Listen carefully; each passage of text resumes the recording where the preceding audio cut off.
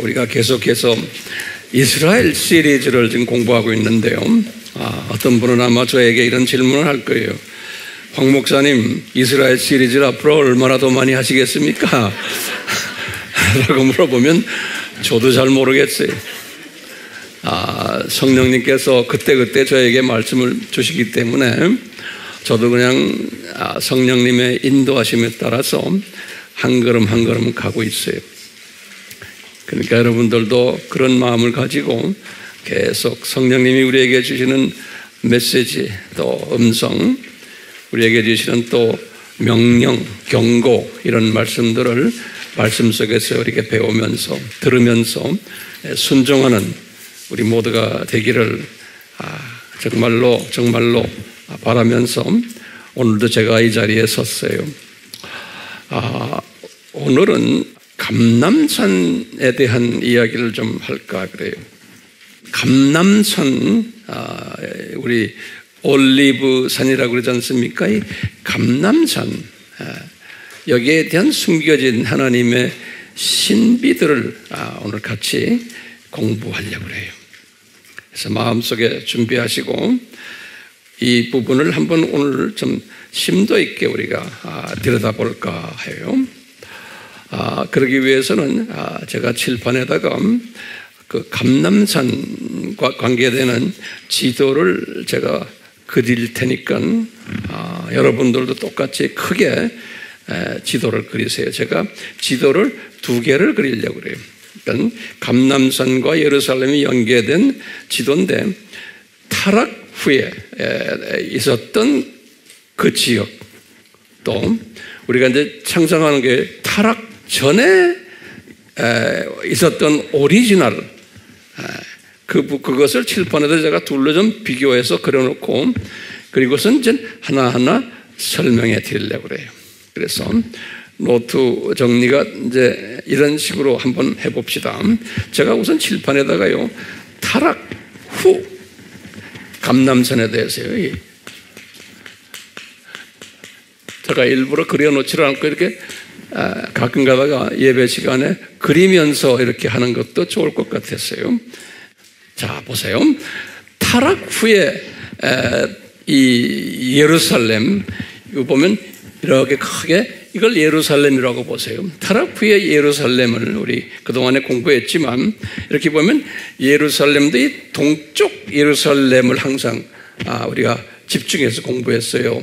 그러니까 성서에도 봐도 예루살렘이 이렇게 있는데 동쪽이 항상 집중이 돼요. 그래서요, 우리가 이제 보기를 이 동쪽에 여기에 지금 이슬람 성전이 이렇게 앉아 있잖아요.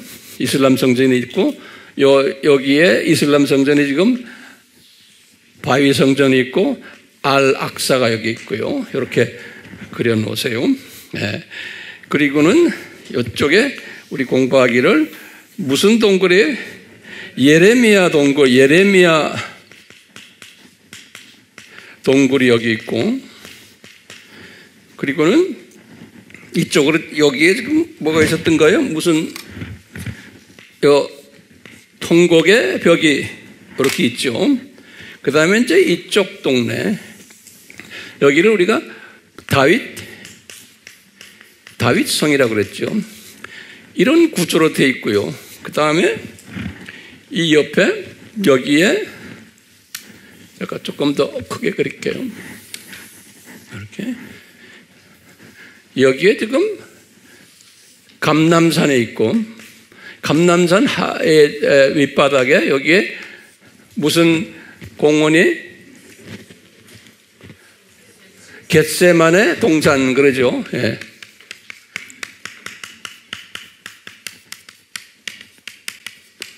이렇게 있어요. 감람산. 여기 이제 계곡이 있고, 기드론 계곡이 있고, 이 타락 후에 우리가 지금 알고 있는 이 예루살렘, 이게 전체가 예루살렘이에요. 이 전체가 이제 이게 예루살렘이에요. 이 예루살렘에 이쪽에 이제 도시가 있고요. 이렇게 해서 제가 좀 예루살렘도 좀 크게 하면 좋은데 이렇게 크게요. 이렇게 합시다. 이렇게 그림을 우리가 알고 있죠. 예. 그런데 이제 타락 후고 타락 전에 어떨까? 우리 한번 상상하는 거예요. 타락 전에는 저 동네가 어떻게 생겼을까? 타락 전에는 여기 좀 깨끗하게 해야겠네. 이렇게. 자, 제가 이제 성서를 이렇게 혼자서 많이 이제 묵상하면서 보면서 타락 전의 모습은 어땠을까 한번 상상을 해봤어요. 말씀 가지고서 내가 이제 조명을 해봤는데요. 예루살렘이 이렇게 컸어요. 타락 전에 똑같이 예루살렘이 그 예루살렘을 요 타락 전에요. 예루살렘을 중심 에덴이다. 그냥 우리 에덴이다 이렇게. 에덴이란 뜻은 뭐죠? 에덴이란 건 delight, 기쁨 그런 뜻이거든요. 에덴. 예루살렘도 평화 그런 뜻이죠. 제루살렘 평화죠. 다 같은 의미예요. 즐거운 곳이에요. 여기에서 이 예루살렘 여기에서 성서에 보면 이렇게 아담도 창조됐고 여기에 정확하게 어느 위치인지는 모르지만 아담이 창조가 됐고 그리고는 아담이 예루살렘에서 이제 거느렸던 이야기가 있어요. 그런데 요 예루살렘 여기가 북쪽이거든요.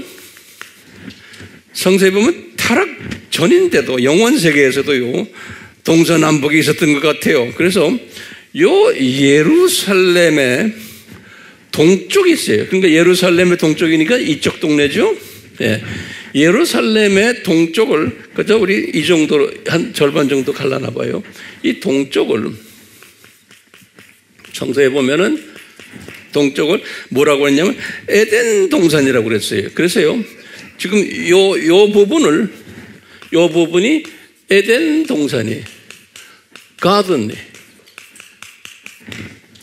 이 전체를 예루살렘이라고 하면서 에덴이라고 불렀고 그 동쪽을 에덴 동산으로 불렀어요. 요거 창세기 2장 8절에 보면 에덴 동산. 그런데 요 에덴 동산에 중앙이 있어요. 요 에덴 동산의 중앙 여기 우리가 이때까지 공부했어요. 이 에덴 동산의 중앙을 에덴 동산의 중앙이라고 불렀어요. 우리가 그렇게 우리 공부했죠. 에덴 동산의 중앙. 요 중앙에서 무슨 일이 일어났어요? 에덴 동산의 중앙에서 그러니까 이게 예루살렘의 중앙이 아니에요. 돼요? 요 동쪽이 여기 에덴 동산인데 동쪽이 내가 일부러 좀 크게 해놨어요. 실은 이쪽이 좀 적을 것 같아요. 그 에덴 동산이 동쪽에 있는데 거기에 중앙이 여기인 거예요. 그 중앙에서 무슨 일이 일어났어요? 타락도 일어났고 회복도 일어난 거예요. 요 중앙에서 여기서요. 요 중앙에서. 됐어요? 예. 그리고는 에덴 동산의 중앙에서요. 또 여기에서 동쪽에 여기 이 동쪽에서 이 에덴 동산의 동쪽에 그러니까 이 에덴 동산에서의 중앙이고 이 에덴 동산에서의 동쪽에 뭐가 있냐면은 감람산이 있는 거예요. 감람산이 있고 또 겟세마네가 있는 거예요. 똑같이. 그렇게 돼 있어요. 근데 우리가 이제 새 하늘과 새 땅이 이제 좀 있으면 이제 만들어질 거 아니에요? 새 하늘과 새 땅 했을 때는 이 타락전 이 모습을 우리가 볼 것 같아요. 이제 좀 있다가 한참 있다죠. 타락전에 이런 모습이. 근데 지금 오늘날 이렇게 보니까 비슷하게 생겼죠?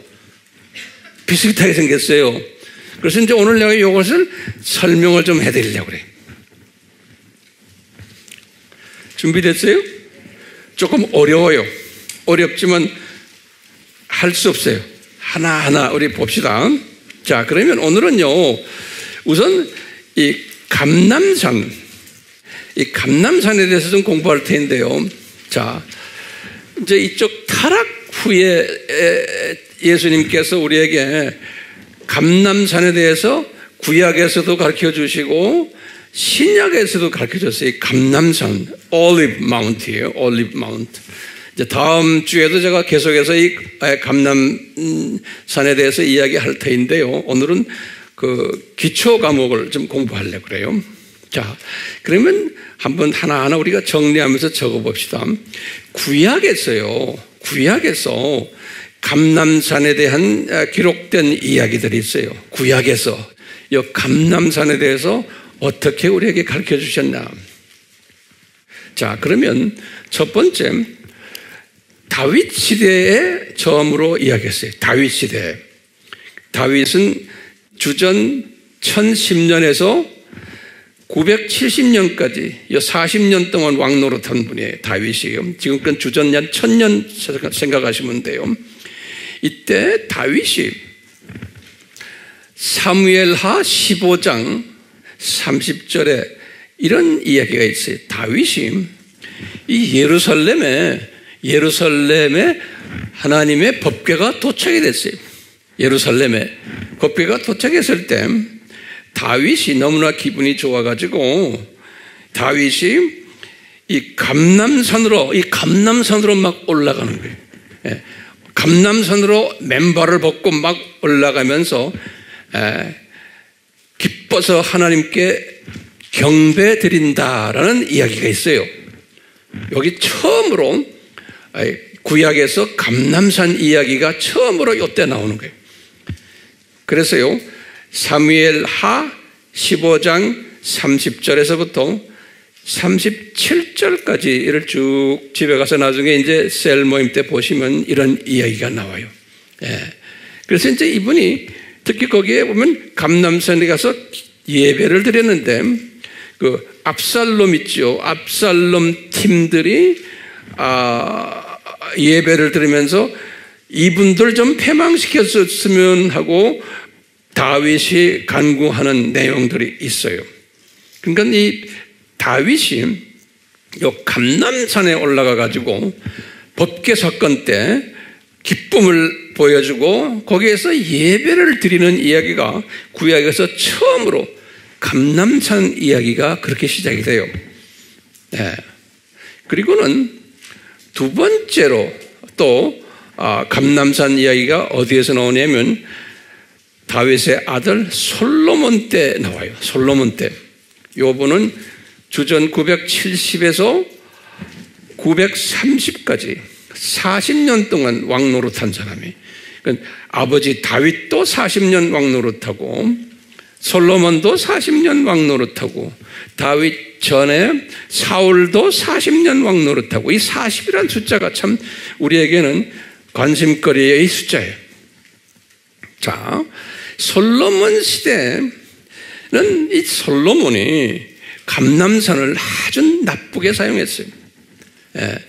이 사람이 이 감람산에다가 뭘 지었냐면 크모스 신이, 여기 이제 모압 신이 그 산당을 짓고 감람산에다가, 그리고는 몰렉이라는 암몬 신이, 암몬 사람들이 섬기는 몰렉 신의 산당도 짓고, 그 다음에 또 무슨 산당을 지었냐면 자기 처가 700명의, 그 다음에 300명 첩도 있죠. 약 1000여 명의 이방 여자들이 섬기는 신들을 위해서 산당을 거기다 또 지었어요.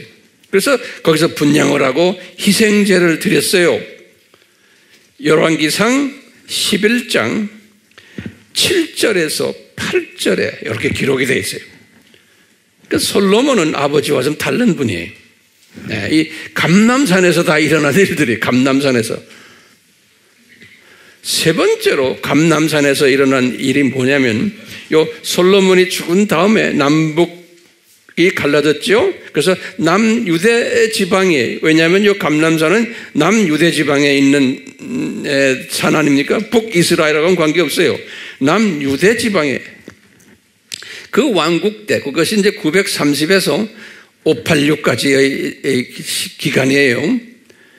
930에서 586까지가 남유대 왕국인데, 이때 우리 공부 많이 했지만 20명의 왕이 있었는데 18명의 왕은 저 감람산에다가 우상 산당을 지어놓고 나쁜 짓을 했어요. 18명의 왕이. 그런데 이 두 왕 누구죠? 13대 히스기야와 16대 요시야. 요 왕들은 저기에 세워놓은 산당들을 없애버렸던 분들이, 요 분들은 우리 했지만 절반 정도 했다는 그런 이야기 나오는 왕들도 몇 명 있죠? 그 사람들은 요 산당은 그대로 둔 사람들이에요. 성전 안에, 성전 안 밖에 있는 것들은 없애버렸지만 요 산당에 있는 이 모든 이방신들 그 산당은 그대로 뒀어요. 그러니까 감람산에 있는 산당을 완전히 없앤 왕이 누구예요? 13대 히스기야, 그 다음에 16대 요시야. 이렇게 우리 알고 있으면 돼요. 그러니까 이 감람산이 굉장히 중요한 산이에요. 다윗은 거기 올라가서 찬양을 드리고 예배를 드렸는데 이 감람산에서 세상에 이 솔로몬과 그 밑에 20명의 왕들은 딴짓한 사람들이에요. 두 사람만 빼놓고요. 그 다음에 스가랴 시대, 네 번째 스가랴 시대에는, 스가랴는 주전 520에서 480년대 사는 사역했던 선지자인데, 스가랴. 이 사람한테 성령님이, 예수님께서, 여호와께서 나타나셔서 뭐라고 그러냐면요, 기가 막힌 말씀하시는 거예요. 스가랴서 14장 4절에 뭐라 그러냐면, 스가랴야, 그러면서 예수님이 이제 7년 환난 끝나고는 지상 재림할 텐데, 그 스가랴 14장에 나오는 이야기예요. 장차 예수님이 지상 재림을 할 텐데, 신약 시대의 이야기예요. 예언. 그런데 예수님이 요 감람산에 발을 디딜 거다 그러는 거예요. 그러니까 예수님의 지상 재림도 감람산에 발을 디딜 거다 그러는 거예요. 그게 그 유명한 스가랴 몇 장 몇 절이에요? 14장 4절에 그러는 거예요. 이 감람산. 오늘은 감람산만 우리 집중적으로 공부합니다. 재미있겠어요? 예, 재미있을 거예요. 자, 보세요. 그 다음에 에스겔한테 또 예언한 게 있어요. 에스겔은 주전 593에서 565 요때 예언한 분이신데, 이분한테는 뭘 말했냐면요, 장차 천년왕국 때 제4성전이 지어질 것을 예언시킨 거예요. 천년왕국 때. 그게 이제 에스겔서 40장에서 48장까지, 그 40장에서 48장까지는 천년왕국 때 이야기인데, 그때 제3성전은 7년 환란 때 무너지고 제4성전이 이제 지어질 터인데, 그때가 천년왕국 때의 성전이에요. 이때 예수님이 제4성전을 지은 그때 동편길을 따라서 또 예수님이 감람산을 통해서 내려서 이제 사성전으로 들어가신다는 거예요. 에스겔서 43장 1절에서 5절에 그렇게 기록이 되어 있어요. 됐어요? 네. 그런데 아까 스가랴가 받은 메시지요. 이제 앞으로 곧 일어날 이야기인데, 예수님의 지상 재림 때 예수님이 어디로 내려오세요? 감람산으로 내려오신다는 거예요. 감람산으로. 예.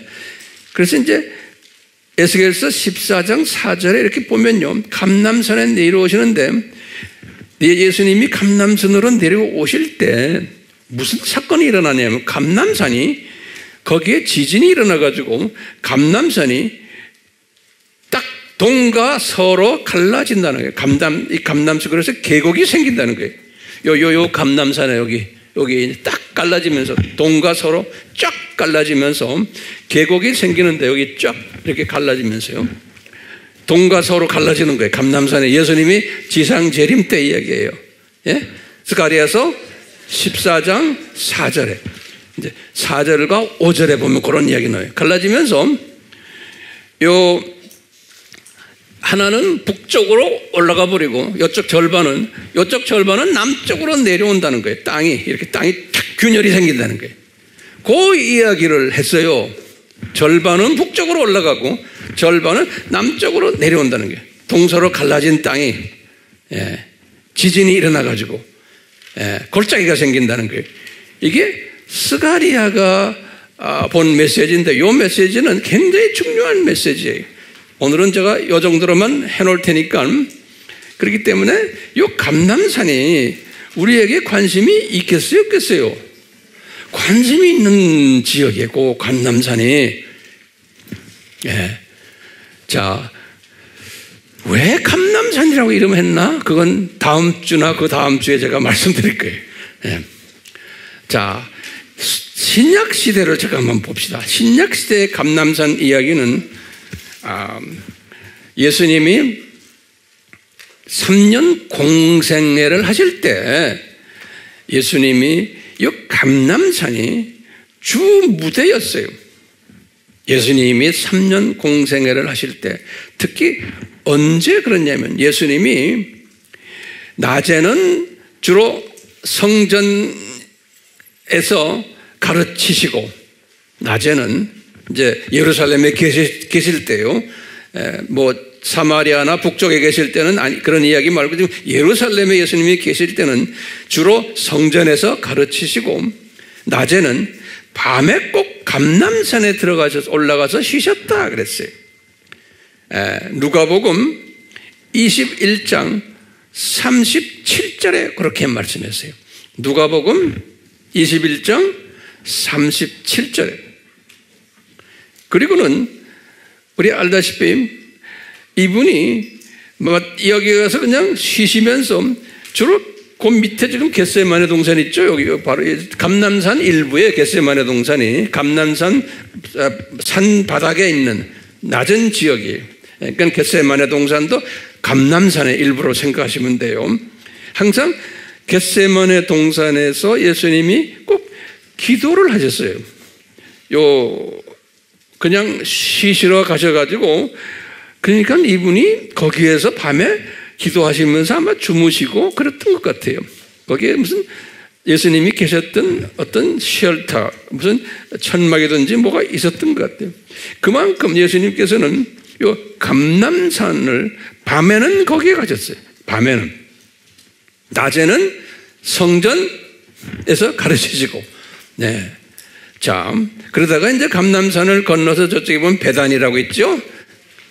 여기서 이제 이쪽으로 가면 베다니가 있죠? 베다니는 누구 집이에요? 마리아, 마르다, 나사로. 그 가정도 가서 거기서도 주무시고 아마 예수님께서 그랬었던 것 같아요. 그렇기 때문에 감람산이 예수님에게는 굉장히 중요한 산이고 예수님이 많은 시간을 거기서 보냈던 것을 우리가 알 수가 있어요. 3년 공생애가 이제 거의 끝날 때 이제 우리 예수님이 종료주일에 예루살렘을 입성하는 이야기가 나와요. 마태복음 21장에 보면 종료주일에 예수님이 이제 예루살렘을 이제 뭘 타고 가요? 나귀를 타고 들어가시잖아요. 그럴 때 이 메시지는 무엇을 이야기를 해요? 6월절 우리 어린 양을 1월 10일 날에 취하는 거죠. 우리 공부했죠? 출애굽기 12장 공부했죠? 3절에 보면 어린 양을 시장에 가서 취해라. 그게 1월 10일에 고날이 종료주일이에요. 그러니까 예수님이 모세에게 1500년 전에 하셨던 그 말씀 그대로 지금 실제로 본인이 지금 어린 양으로서 취함을 받는 날이에요. 그럴 때 이분이 감람산에 계셨어요. 감람산 그 벳바게라는 조그마한 마을이에요. 거기에 계셔가지고 이제 제자들에게 얘들아 저쪽에 가면은 나귀가 준비되어 있다. 스가랴서 9장 9절에 하신 말씀을 그대로 예수님이 실천하시는 거예요. 그래서 이제 나귀를 타시고 이제 예루살렘으로 입성하시는, 다시 말하면 이제 취함을 받으시는 거예요. 그래갖고 예수님이 며칠 동안 점검받았어요?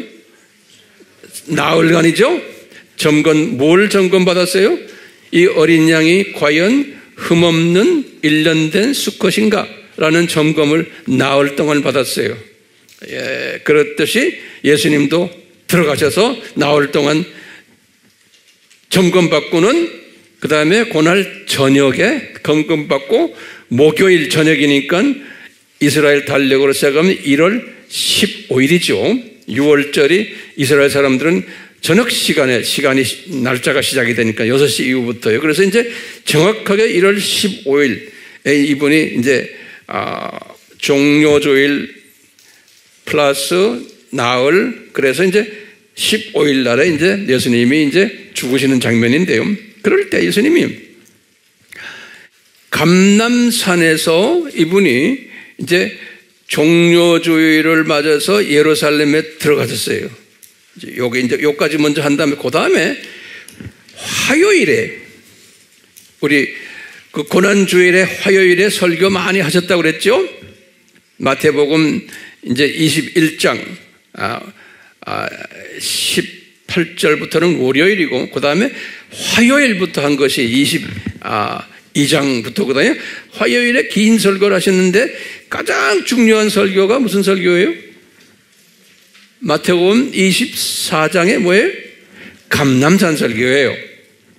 이건 예수님께서요 중요한 설교를 화요일 날에 하셨는데 그 화요일 날 하신 설교 중에서 가장 중요한 설교가 감람산 설교예요. 마태복음 24장 25장이죠. 그렇죠? 여기 소위 말하면 재림, 예수님의 재림 설교예요. 그러니까 이 중요한 재림 설교도 화요일 날에 어디서 했어요? 감람산에서 하셨어요. 감람산에서. 네. 신기하지 않아요? 그리고는 이제 화요일에 이제 지나서 목요일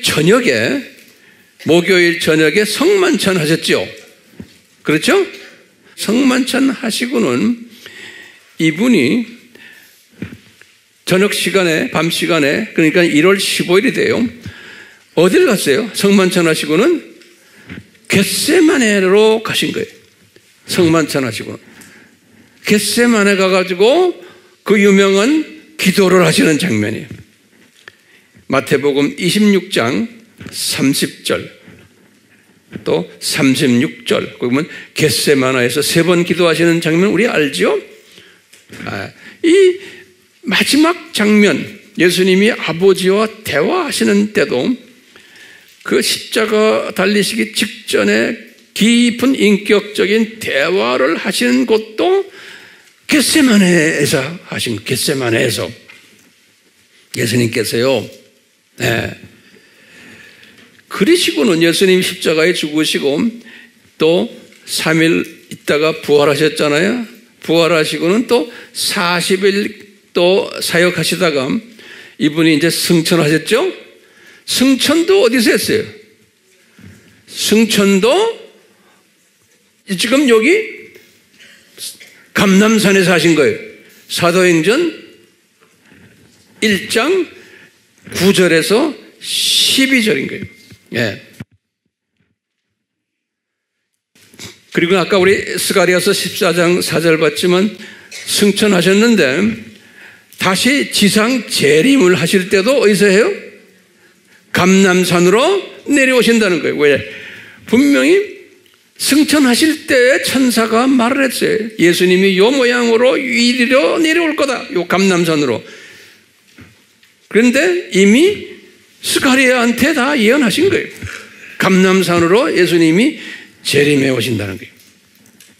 그러니까 구약 때에 일어났던 감람산에 관한 여러 가지의 이야기들, 또 지금 신약 때 집중적으로 예수님이 감람산에서 사역하시고 감람산에서 이분이 주로 기도하시고 밤에 대부분 이 감람산에서 보내시고 또 이분이 마지막 예수님과 아버지의 기도도 감람산에서 하시고 또 이분이 승천에 올라가신 것도 감람산에서 하시고 또 이제 재림에서 내려올 때도 감람산에서 하실 거라는 거예요.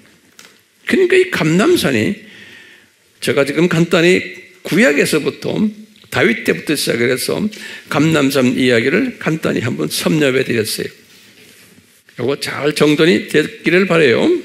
네. 자, 이 관심 있는 게 이 감람산이 이스라엘 사람들에게도 상당히 관심이 있어요. 그래서 이 감람산에 이쪽에 우리 이스라엘 가봤지만 이 감람산 이쪽은 다 공동묘지예요. 여기.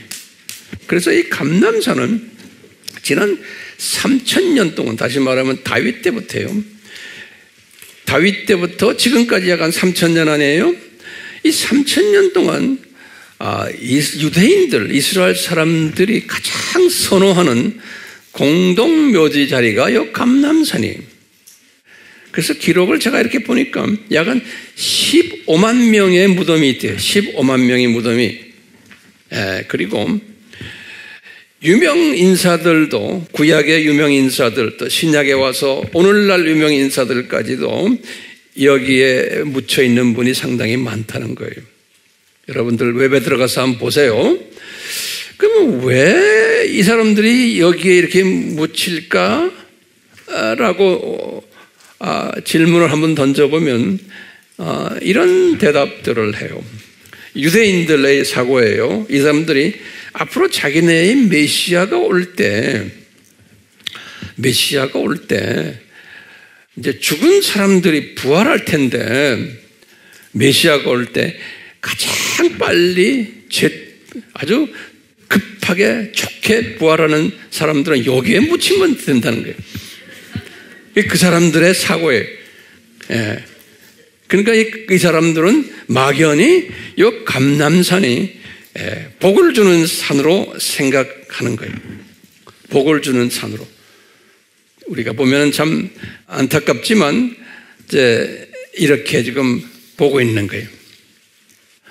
자, 그러면 여러분들 지금 이렇게 지금 되어 있는데 그러면 타락 전에는 어떨까? 타락 전에는 이렇게 보니까 여기 그림대로 분명히 감람산이 타락 전에 있는 거예요. 이 감람산, 그 다음에 겟세마네도 있고, 타락 전에도. 근데 이제 요거하고 조금 모습은 다르지만, 이제 앞으로 우리가 이제 가면은 요 셋업이 그대로 이렇게 되어 있을 것 같아요. 예. 자, 그러면요. 이제 제가 이제 여러분들 이걸 던져보는 질문은요. 이게 분명히 감람산에 대한 신비다라고 제가 이렇게 한번 말해봤어요. 예, 감람산에 대한 신비다.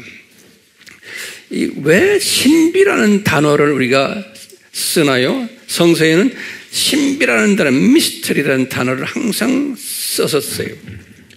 예, 그러면 우리 알다시피 미스터리가 뭐뭐 있었죠?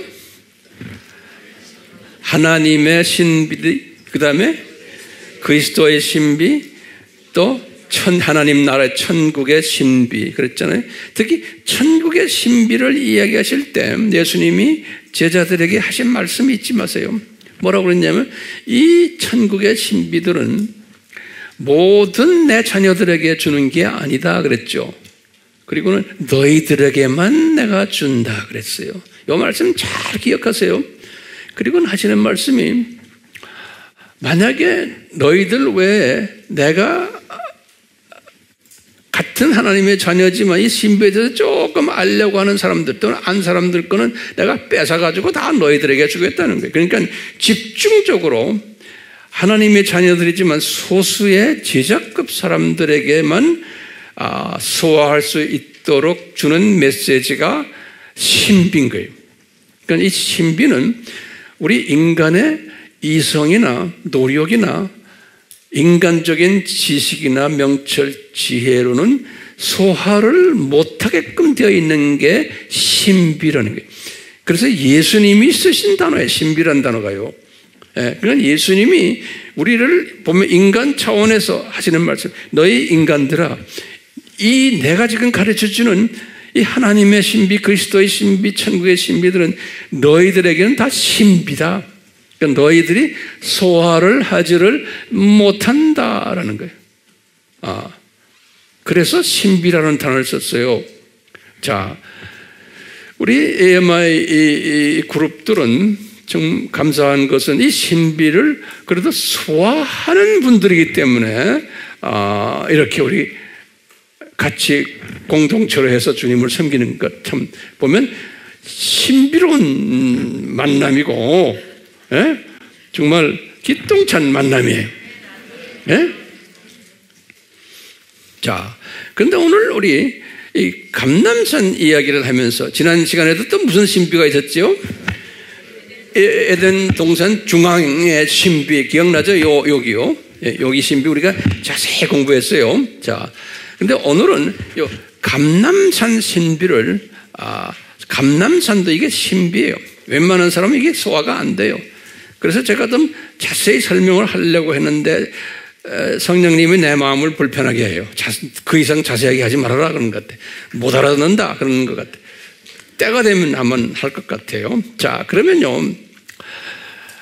제가 이제 질문을 좀 던질게요. 제가 가끔 가다 그러죠. 이런 신비들을 우리가 공부 안 해도 돼요? 해도 돼요?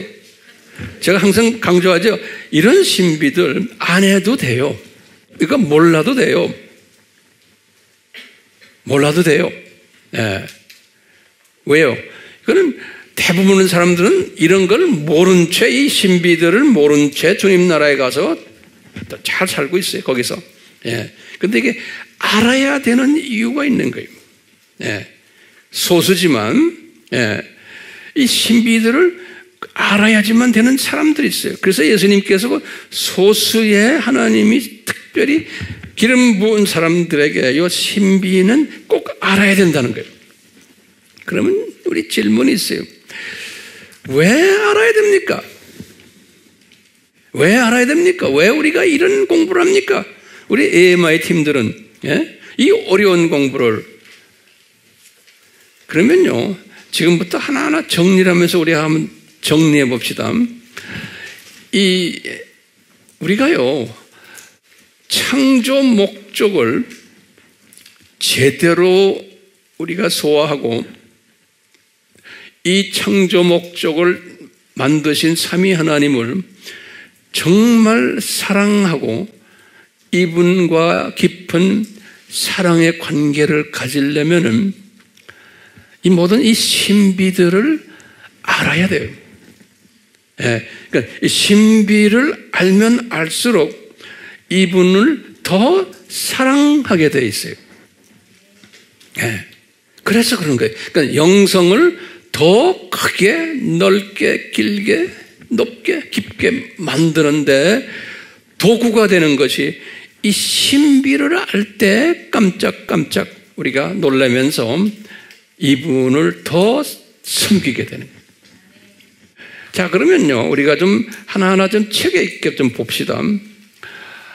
이 예수님을 우리가 삼위 하나님 중에 지금 우리의 주님 되시는 예수님을 더 경외하고 더 사랑하려면 뭐가 필요해요? 그 첫 번째 질문이에요. 그냥 예수님 사랑합니다 이 수준 가지고 안 돼요. 첫 번째는 뭐냐? 지식이 있어야 되는 거예요. 하나님을 아는 지식이 있어야 되는 거예요. 그래서 잠언 1장 7절에 이 성경 구절 꼭 외우세요. 뭐라고 그랬어요? 예수님을 경외하는 것은 지식이 있어야지만 된다는 거예요. 그러니까 지식이 근본이라는 거예요. 예수님을 경외하려면 예수님에 대한 지식이 있어야 된다는 거예요. 그래서 우리가 기독론, 삼위일체론, 구원론 우리가 철저히 공부하는 거예요. 공부할수록 이 지식이 있을수록 되는 거예요. 더 사랑할 수 있는 거예요. 두 번째는 뭐라고 그랬냐면요. 지식에다가 그 다음에 명철이죠. 명철은 내가 아는 것을 이해하는 게 명철이죠. understanding이라고 그래요. 그래서요. 그리고 이것을 삶에 적용하는 것을 지혜라 그랬죠. wisdom. 그래서 잠언 9장 10절에 또 시편 111편 10절에 뭐라 그랬냐면요. 지혜가 하나님을 경외하는 데의 시작이라는 거예요. 예. 그러니까 지식이 있어야 되고 지식에서만 끝나면 안 되고 그것을 명철로 갖다가 그 다음에 삶에 적용하는 능력이 이게 지혜예요. 이렇게 되면은 내가 이 하나님을 경외하는 자가 되고 다시 말하면 삼위 하나님을 사랑하는 자, 우리 예수님을 사랑하는 자가 되는 거예요. 네. 이런 사람까지 만들기 위해서 이 신비를 알도록 하는 거예요. 그러니까 모든 그리스도인들은 이런 걸 몰라도 그냥 예수님 사랑하다가 다 주님 나라에 가지만 철저하게 예수님을 사랑하는 사람은 이 신비를 깊이 지식적으로 알아야 되고 명철적으로 알아야 되고 지혜적으로 알아야 되는 거예요. 예. 그건 예수님이 성서에서 우리에게 지금 가르치는 거예요. 그렇기 때문에 그냥 하는 게 아니고 이 미스터리를 깊이 지식으로 알고 명철로 알고 지혜로 알면은 예수님을 더 사랑할 수 있다는 거예요. 예. 예수님을 더 사랑하게 되면 수직 계명에 철저하게 순종하게 되고요. 그렇죠? 그럼 그 다음에 뭐예요? 자동적으로 수평 계명에 순종하게 되고 그리고 자동적으로 지상 사명에 순종하도록 성령님이 이끄시는 거예요. 예, 성령님이 이끄세요. 이건 해라가 아니에요. 성령님이 나의 자유의지를 그쪽으로 가도록 이끄시는 거예요. 예, 이게 복 있는 사람이에요. 그러니까 이런 사람은 우리 마태복음 6장 33절에 이런 말씀 예수님 하셨죠. 너희는 먼저 그 나라와 그 의를 구하는 사람으로 나도 모르게 그렇게 성령님의 이끄심을 받는 거예요. 그렇기 때문에 이게 부담이 아니에요. 스트레스도 아니에요. 예? 그냥 즐거움으로 감사로 평강한 마음을 가지고서 우리가 이렇게 하는 거예요. 그러려면 뭐가 필요해요? 이 신비를 제가 우리 지금 말하는 오늘은 감람산 신비까지 이 신비를 지적으로 알아야 되고 명철로 발전시키고 지혜로 발전시켜야 이렇게 하는 사람은 자동적으로 예수님을 사랑할 수 있게 되고 이웃을 사랑하고 그리고는 지상 사명에 순종하는 사람이 되는 거예요. 예. 이런 사람들은 이웃을 살리는 사람이고 이웃을 격려해 주는 사람이고 이웃이라는 건 하나님의 자녀들이에요. 예. 이런 사람들로 이제 발전되는 거예요. 모든 사람이 볼 때도 참 저 사람 멋있다. 저 사람 때문에 내가 눈이 뜨였다. 우리 지금 여러분들 많은 사람들이 가르치고 계시잖아요. 그런 걸 경험하고 계시잖아요. 여러분들의 제자들이 주변 사람들이 내가 전하는 메시지를 통해서 눈을 뜨고 기뻐하고 감사하게 생각하는 사람들 있어요 없어요? 많지요. 여러분들을 통해서 하잖아요. 주님께서 하세요. 자 그러면요 오늘 내가 결론적인 말씀인데 우리 시편 91편 알죠? 우리 시편 91편 좋아하죠? 그 시편 91편을 쫙 이렇게 깊이 잡고 묵상하다 보면은 거기에 주제가 뭐냐면요. 어떤 사람이 이런 시편 91편에서 우리에게 약속하신 혜택들이 오나. 그러니까요. 91편 14절에 보니까 딱 나와요. 시편 91편 14절에 뭐라고 딱 나오냐면 여호와를 사랑하는 자예요. 네. 여호와를 사랑하는 자는 제가 쭉 보니까 한 13가지의 그 복들을 약속하셨어요. 제가 우리 아미 팀들 요 복을 꼭 받으시라고 제가 결론적인 말씀을 지금 드리는 거예요. 그러려면 요 복을 받으려면은 어떻게 해야 돼요? 다시 물어봅니다. 지금 요 복을 받으려면은 뭐 해야 돼요? 여호와를 사랑해. 예수님을 사랑해야 돼요. 그러니까 예수님을 우선으로 생각하는 사람이에요. 예수님을 우선으로 생각하는 사람은 이분을 존경하고 이분을 내가 정말 이분 없으면 내가 살 수 없는 이런 사람이 되려면 어떻게 해야지만 이렇게 예수님을 사랑할 수 있어요? 그러려면 이 신비에 대한 지식을 먼저 가져야 돼요. 그냥 막연히 되는 게 아니에요. 지식을 구체적으로 가져야 되고 명철로 발전해야 되고 지혜로 발전이 돼야지만 내가 예수님을 사랑할 수 있어요.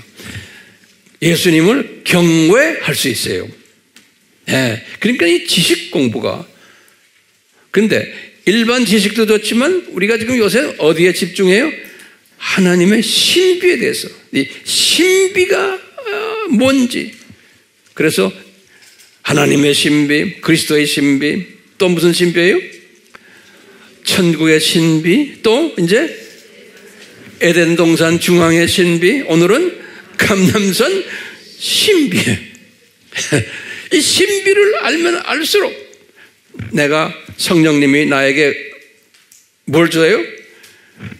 더 예수님을 사랑하도록 이끄시는 거예요.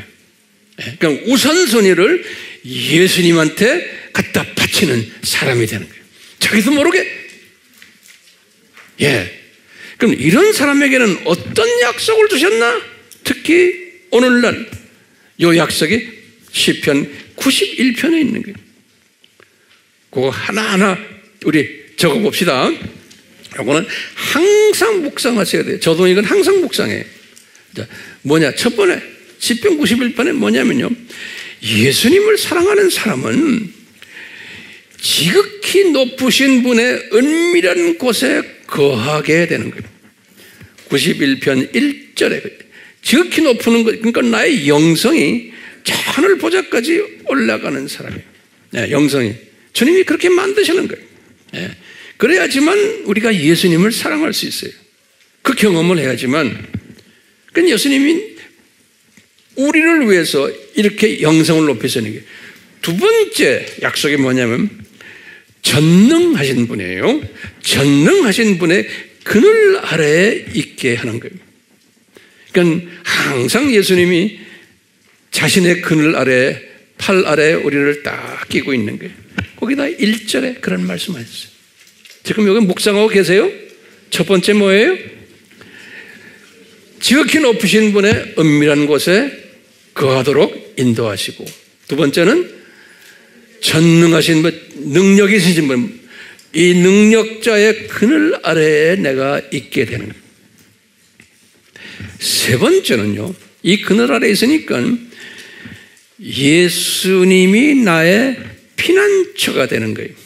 그러니까 피난처에 항상 예수님에 우리가 붙어 있으면 우리는 안전해요. 피난처에 어떤 어려움이 있어도 어떤 공격이 와도 예수님이 다 막아주시는 거예요. 네 번째로는 예수님의 요새 속에 있는 거예요. 요새는 뭐예요? 큰 성이죠. 나를 그 성 안에다 집어넣어서 어떤 공격이 와도 나를 보호해 주신다는 거예요. 다 주님께서 그렇게 하시겠다는 거예요. 자기를 사랑하는 사람들이니까. 예? 다섯 번째로는 예수님이 또 무슨 약속하셨냐면 보호천사들을 보내주겠다는 거예요. 그러니까요, 이런 약속들은 나만이 아니고 우리 사랑하는 가족들까지 다 포함이 되는 거예요. 그러니까 나 플러스 가족들, 직계 가족들, 주님이 이런 복을 내리시겠다는 거예요. 네.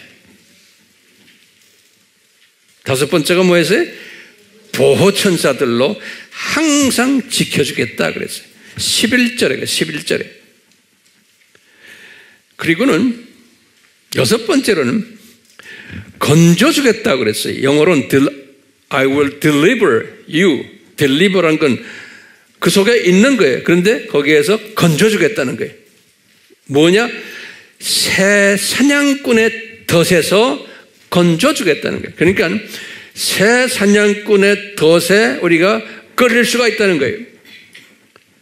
우리가 살다 보면요. 그렇지만 거기에서 건져주겠다는 거예요. 예. 3절에 그랬어요.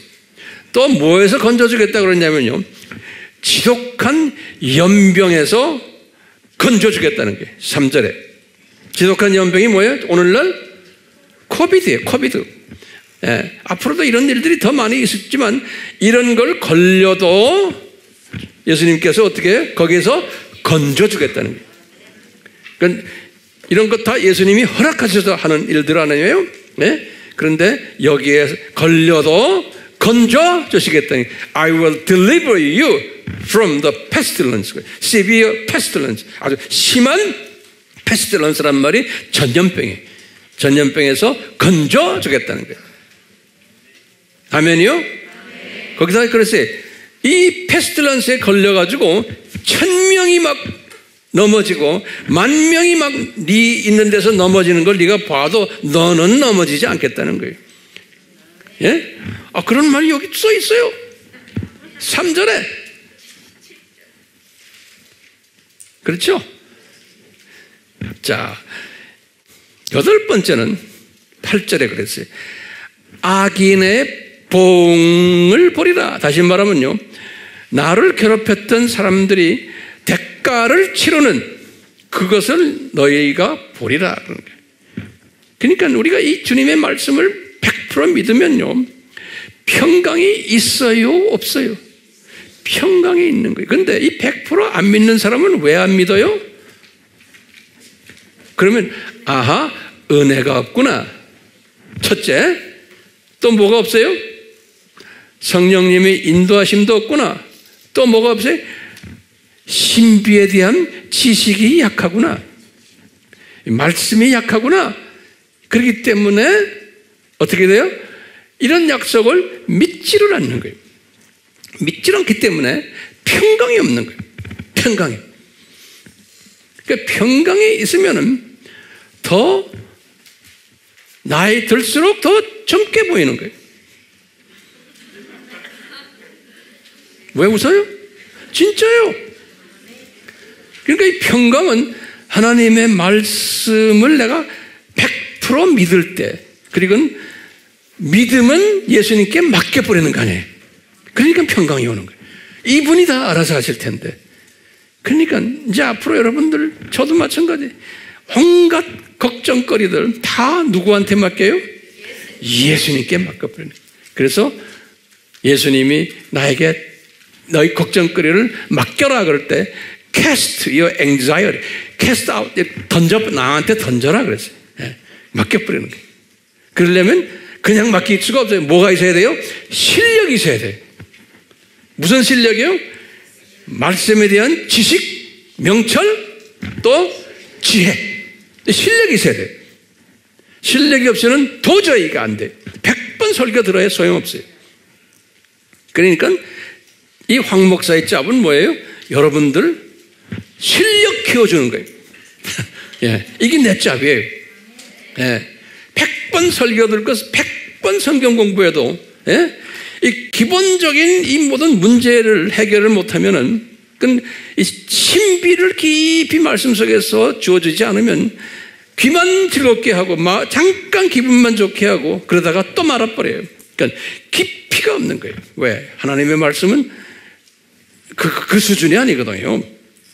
그러니까 대부분의 하나님의 자녀들은 그 수준에서 있다가 다 주님 나라에 가지만 예수님이 사용하시는 분은 좀 다른 거예요. 자, 몇 가지 지금 약속이 8번째죠? 9번째는 뭐라고 또 말씀하셨냐면 사자와 독사와 용을 발로 질밟는다 그랬어요. 그러니까 악령들, 내가 가는 데마다 그놈들 내 발밑에 있다는 거예요. 네. 그놈들 아무리 까불어도 저는 과거 한 30몇 년, 40년 가까이 선교지를 다니면서 이걸 다 경험했어요. 네. 별난들을 다 다니면서 죽을 고비도 여러 번 넘기면서 그렇지만 주님이 이 말씀 그대로 그냥 밟고 다니게 하셨어요. 예. 우리 모든 팀들 저에게 주님이 그렇게 하셨으니까 여러분들은 말할 게 뭐 있습니까? 그렇게 하고 계시고 앞으로도 그렇게 할 거예요. 예. 자, 10번째는 15절에 뭐라고 그랬냐면요. 예수님에게 기도할 때마다 너희의 기도를 내가 응답해 주겠다 그랬어요. 네. 그러니까 이런 사람들에게는 기도는 그냥 입으로만 하는 게 아니에요. 생각만 해도 기도예요. 그렇죠? 소원을 가져도 기도라고 그랬어요. 바울이 생각만 해도 소원을 가져도 그 기도거든요. 이런 사람은 그냥 착착착 나의 생각, 나의 소원대로 이분이 들어주시겠다는 거예요. 왜요? 왜 들어주실까요? 내가 기도하고 생각하고 소원하는 것이 다 나의 이익을 위해서가 아니고 예수님의 영광을 위해서 하기 때문에 그러는 거예요. 그런데 나의 어떤 욕심과 나의 이익 때문에 한다면은 예수님이 그걸 아시잖아요. 안 해주시죠. 그러니까 성령님이 저에게도 그래요. 성령님이 황 목사야, 네가 지금 나한테 뭘 요구하는 게 너의 어떤 이익을 위해서, 네가 유명해지기 위해서, 네 이름 날리기 위해서, 너 이해관계에서 너한 득실이 있기 때문에 하느냐? 저는 성령님이 저에게 항상 그걸 말씀하세요. 그렇기 때문에 제가 이런 말씀을 전해도 주여 그런 생각은 요만큼도 없게 해주세요. 제가 이 단에 서기 전에 항상 주님과 대화를 해요. 주님, 제가 뜨기 위해서, 내가 영광 받기 위해서, 내가 만족을 느끼기 위해서 이 단에 서서 말씀 전하지 않게 해주세요. 주님만 기뻐하시고 주님이 백성들이 깨닫고 예수님을 더 사랑하는 백성들 되게끔 하기 위해서 저를 단에 세워주십시오. 저는 이 기도를 하면서 항상 단에서요. 예. 제가 여기 서서 쇼 부리려고 여기 있는 게 아니잖아요. 예? 그렇게 보여요? 그렇게 보면은 우리 교회 안 나오실 거예요, 여러분들. 여러분들 보통 똑똑한 분들이 아니거든요. 제가 보면 우리 교회 분들 보면 보통 분들이 아니세요. 자, 몇 번째예요? 11번째죠. 내가 너를 고난 중에 함께 하겠다. 그래서 15절에 고난은 허락하세요. 예수님께서. 그런데 그때 예수님이 옆에 같이 있겠다는 거예요. 고난 중에 함께 하겠다. 15절에 그랬어요. 그리고는 15절에 또 너를 영화롭게 하겠다는 거예요. 야, 기가 막힌 말이에요. 왜냐하면 예수님께서 네가 지금 고난 속에 있고 여러 가지 있지만 나를 사랑하기 때문에 내가 너를 나중에 높이겠다는 거예요. 그러니까 이런 분들은 예수님의 신부감이고 천년왕국 때도 또 영원세계에서도 높임을 받는 지도자급이 되는 거예요. 13번째로 16절에 12번째가 영화롭게 하겠다고, 그 다음에 13번째는 뭐냐면 장수로, 오래 사는 거예요. 장수로 너를 만족하게 해주겠다 그랬어요. 원어로나 영어로 이렇게 썼어요. Your long life is satisfy you. 그래서 그다음에 장수함으로 너를 만족하게 해주겠다는 거예요. 예. 그냥 장수하는 게 아니고 장수하면서 더욱더욱 주님이 나에게 블레싱 주시고 내가 만족해서 감사하면서 주님한테 섬기겠다는 거예요. 예, 그냥 장수, 세상 사람의 장수가 아닌 거예요. 이 장수는. 우리 모두가 다 장수해야죠.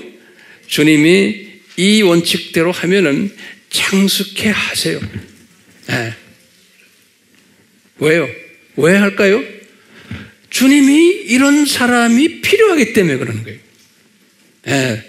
너 더 살다가 이 세상에서 나중에 들림까지 받고 나를 만나자 이렇게 예수님의 필요에 의해서 이분이 이런 사람이 필요하기 때문에 그러는 거예요. 예. 예수님의 필요에 따라서. 그러니까 your longevity, your long life가 너를 satisfy 시키겠다는 거예요. 예. 몇 가지 지금 이야기했어요? 13가지죠? 우리 한번 눈 감고 13가지를 지금 내가 하나하나 더 말씀해 드릴 테니까 눈 감고 순서대로 좀 외웁시다. 첫째가 뭐예요? 지극히 높으신 분의 은밀한 곳에 거하고 전능하신 분의 그늘 아래에 거하게 하고 나의 피난처가 되시고 나의 요새가 되시고 보호천사들을 보내주시고 새 산양꾼의 덫에서 건져내시고 지독한 전염병에서도 건져내시고 수없는 수천명 만명이 넘어지는 걸 네가 보게 되고 또 악인의 보응도 보게 되고 너가 사자와 독사와 용을 발로 밟게 되고 기도할 때마다 응답해 주시고 고난 중에 함께 하시고 나를 영화롭게 하시고 장수로 나를 만족해 해 주신다는 거예요. 저는 우리 모두가 다 이런 사람이 됐으면 하고 바라고 있고 분명 이렇게 해 주실 거예요. 네. 그렇기 때문에 우리는 이 세상에 살면서도 장수하며 그 장수로 인해서 매일 감사를 드리며 그냥 감사만 드리는 게 아니고 예수님을 더 사랑하도록 만들고 더 경외하게 하고 또 더 열심히 예수님을 증거하는 사람들, 가르치는 사람들, 나누는 사람들, 예수님에게 이익을 주는 사람, 이런 사람이 주님이 필요한데 장수케 하게 되어 있잖아요. 네, 저는 확실히 믿어요. 그래서 한 분 한 분 우리 AMI 식구들 또 영상으로 주님의 말씀을 같이 우리 나누는 한 분 한 분 이 하나님의 복을 받으시기를, 이런 복을 받기 위해서 오늘도 우리가 신비, 무슨 신비예요? 감람산의 신비를 우리가 섭렵했어요. 우리 다음 시간에도 계속해서 우리 감람산 관계되는 말씀을 상고하게 될 거예요. 자, 이제 우리 찬송을 부를 터인데, 은혜가 풍성한 하나님은 이 찬송이에요. 이 찬송을 가만히 이렇게 내용을 보면요, 우리가 성부 하나님과 성자 하나님이 베푸시는 은혜, 이 은혜를 받은 사람은 이런 지금 오늘 말씀드린 이런 복 있는 사람으로 이제 될 터인데, 4절에 보니까 이 은혜 받은 사람은 세상에 복음을 전하는 일에 능력받아서 이 일을 하게 된다라는 결론이 있어요. 그렇기 때문에 은혜 받은 사람은 1절에 보면 믿는 자 한 사람 한 사람에게 보호해 주시는 시편 91편의 보호 약속도 있어요. 그래서 우리는 은혜 받았다 하면 이제 오늘 찬송 속에서 나오는 이 고백이 그대로 우리의 고백이 되도록 우리 한번 이 찬송을 같이 부릅시다.